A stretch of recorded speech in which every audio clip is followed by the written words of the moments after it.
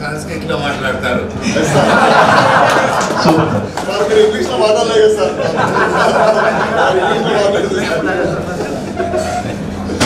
సంస్కృతంలో మాట్లాడితే ఇక్కడ మా స్టూడెంట్స్ చాలా తక్కువ మంది అట్లా కనబడుతుంది. సంస్కృతంలో వాడి నా సబ్జెక్ట్ అటువంటిది. ఇక్కడ కూర్చున్నటువంటి మా అధ్యాపకులంతా కూడా ఉన్నారు, వాళ్ళందరికీ కూడా నా అభినందన చెప్తూ ఎక్కువసేపు మాట్లాడడానికి సమయం తీసుకోను. నేను 1986లో వచ్చినాను సంస్కృతం. ఇంతకుముందు నేను చాలా కాలేజీల్లో మళ్ళీ పనిచేస్తూ వచ్చాను.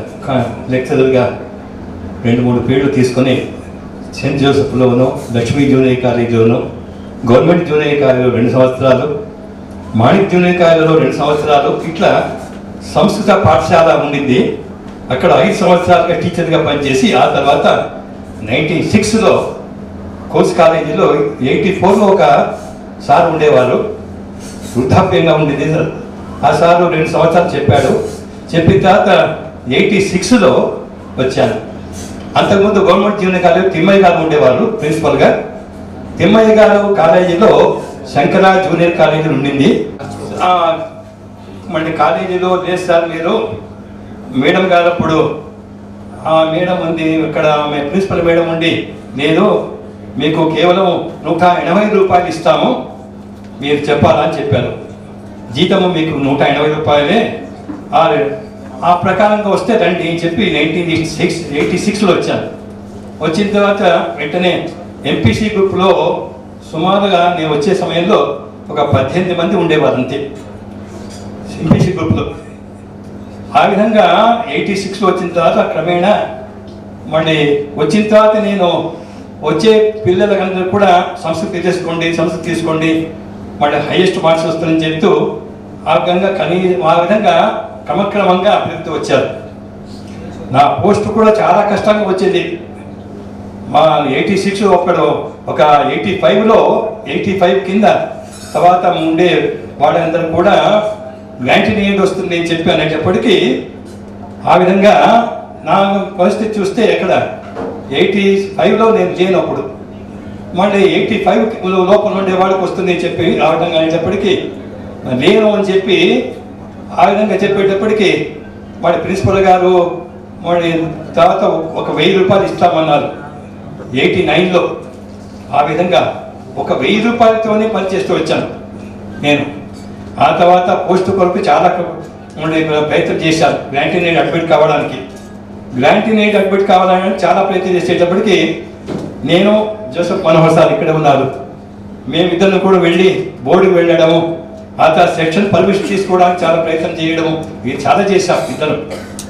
సుమారుగా ఆ భగవంతుని దయ వలన ఏమైందంటే 13 మందికి పంపించారు మన కాలేజీ నుండి గ్రాంటీన్ అడ్మిట్ కావడానికి. దాంట్లో భూపాలరెడ్డి సార్ కూడా ఉన్నారు, ఆ పోస్ట్లో కూడా ఉన్నారు, దాన్ని కూడా పంపించారు ఆ పోస్ట్ గ్రాంటీన్ అడ్మిట్ చేయడానికి. తర్వాత ఇట్లా 13 మంది చేసేటప్పటికి నాకు ఏమైందంటే భగవంతుని దయ వలన 4 పోస్టులు మాత్రమే గ్రాంటీన్ అడ్మిట్ అయింది. అది దాంట్లో నా పోస్టు కూడా సంస్కృతం పోస్ట్ కూడా దాంట్లో ఉంది చెప్పి అది ఉంది. ఆ విధంగా అంటే నేను పంపించాను నా పోస్ట్ కూడా. నా పోస్ట్ ఎట్లంటే 85 లోపల ఉండాలని చెప్పి అన్నారు. 85 లోపల ఉండాలనేటప్పటికీ నేను వచ్చింది 86లో వచ్చాను. నేను 85లో ఎట్లా ఉంటుంది అంటే అది భగవంతుడి దయ అనుకుంటాను. 84లో అక్కడ ఏమైంది, ఆ పోస్టుకు శాంక్షన్ ఒక పోస్టుకు రావడానికి ఒక పర్మిషన్ లెటర్ దొరికింది. ఆ లెటర్ తీసుకొని వెళ్ళాను. ఆ లెటర్ ఆధారంగా ఆ గ్రాంటీన్ అడ్మిట్ జరిగింది. చూడండి చాలా కష్టం, అంటే భగవంతుని దయ ఎటువంటి ఉంది.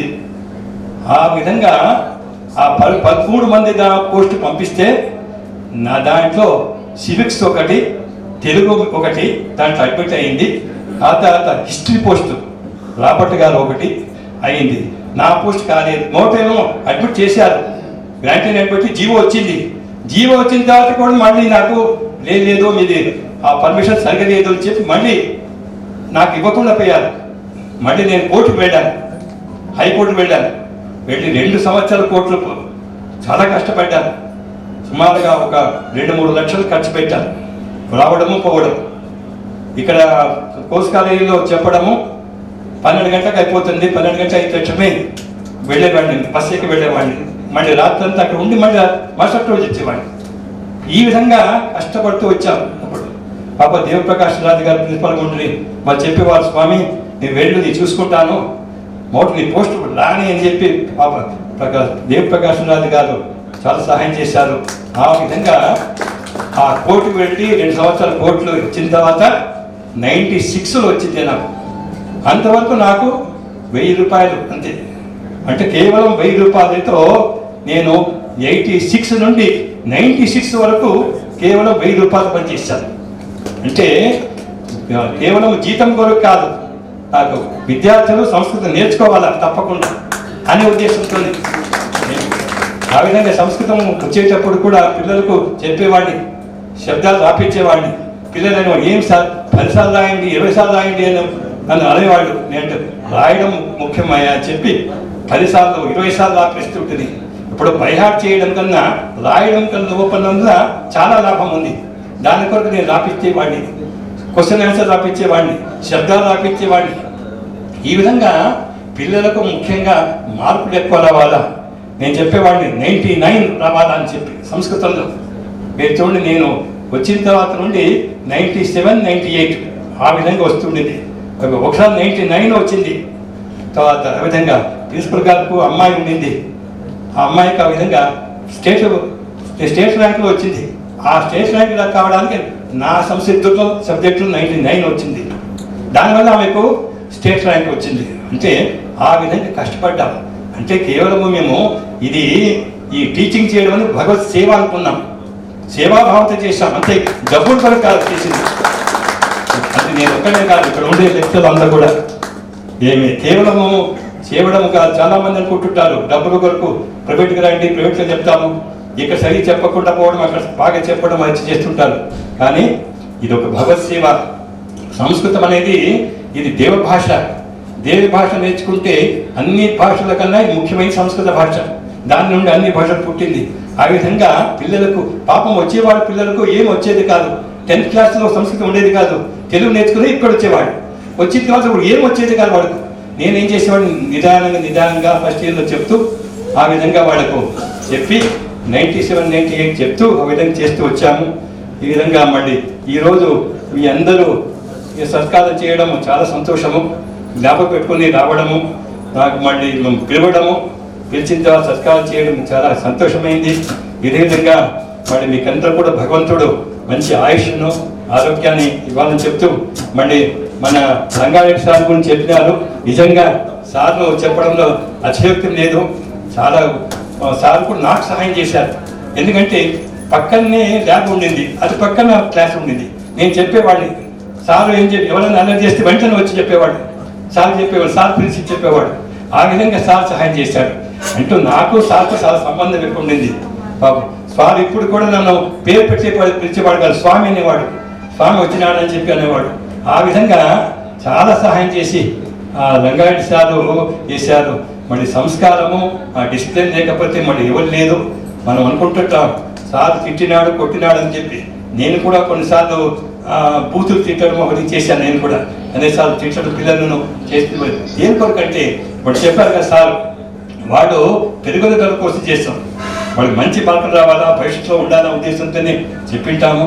కనుక ఎవరు బాధ అప్పుడు పడి ఉండొచ్చు, కానీ చెప్పిన దాన్ని ఇప్పుడు జీవితంలో మీకు అనుభవం వస్తుంది. మీరు గొప్ప గొప్ప పదవుల్లో ఉన్నారు, సంసారంలో ఉన్నారు, మరి తెలుసుంటుంది మీకు ఆ బాధ. ఇప్పుడు టీచర్ అయిన వాడికి అనుభవిస్తేనే తెలుస్తుంది, చెప్పడం అనేది కాదు. మీరు టీచర్గా ఉన్నప్పుడు ఎటువంటి కష్టము అనేది అప్పుడు తెలిసి ఉంటుంది. కనుక అటువంటి మంచి మరి టీచర్ అనేది గొప్ప పదవి. అందరికీ నమస్కారం చేస్తారు, కానీ నమస్కారం చేయరు, కానీ కేవలము టీచర్గా మాత్రమే పాదాభివందనం చేస్తారు. మీరు చూడండి, ఎక్కడైనా ఇంత రాజకీయ నాయకుడైనా కూడా కాళ్ళకు నమస్కారం చేయరు, టీచర్ అనేటప్పటికీ కాళ్ళకు నమస్కారం చేస్తారు. అంటే పాదాభివందనం చేయడం ఎవరయ్యా అంటే ఒక టీచర్గా మాత్రమే. అటువంటి గురువు అనేది అటువంటి స్థానం. మరి గురువు అనేది ఎక్కడి నుంచి వచ్చిందంటే మొట్టమొదటి గురువు అంటే తల్లి, భగవంతుడు. భగవంతు తర్వాత ఎవరు నెక్స్ట్ ఎవరు అమ్మ. మన తల్లిదండ్రులు, తల్లి రెండవ గురువు, ఆ తర్వాత ఎవరైనా తండ్రి, మూడవవాడి వాడు టీచర్. కనుకనే మాతృదేవోభవ, పితృదేవోభవ, ఆచార్య దేవోభవ. కనుక మూడవ స్థానాన్ని ఎవరికి ఇచ్చారు? ఆచార్యుడికి ఇచ్చారు. అంటే ఎందుకు ఇచ్చారంటే జ్ఞానాన్ని సంపాదించడానికి. తల్లిదండ్రులు కేవలమే పోషిస్తారు అంతే, జ్ఞానాన్ని ప్రసాదించారు. ఎవరైనా జ్ఞానాన్ని నిజంగా ఇచ్చేవాడు ఎవరు? ఆచార్యుడు, అంటే గురువు. అటువంటి స్థానంలో మేము ఉన్నాము. మరి మీరందరూ కూడా గొప్ప వ్యక్తులుగా అయినారు. చూస్తుంటే ఒక్కొక్కరు చూస్తుంటే గొప్ప పదవులు ఉన్నారు. మీకందరూ కూడా భగవంతుడు మంచి ఆయుష్ను ఆరోగ్యాన్ని ఇవ్వాలని చెప్పి కోరుకుంటూ ఈ 2 మాటలకు అవకాశం ఇచ్చినందుకు కూడా మీకందరికీ థ్యాంక్స్ చెప్తూ ధన్యవాదాలు చెప్తూ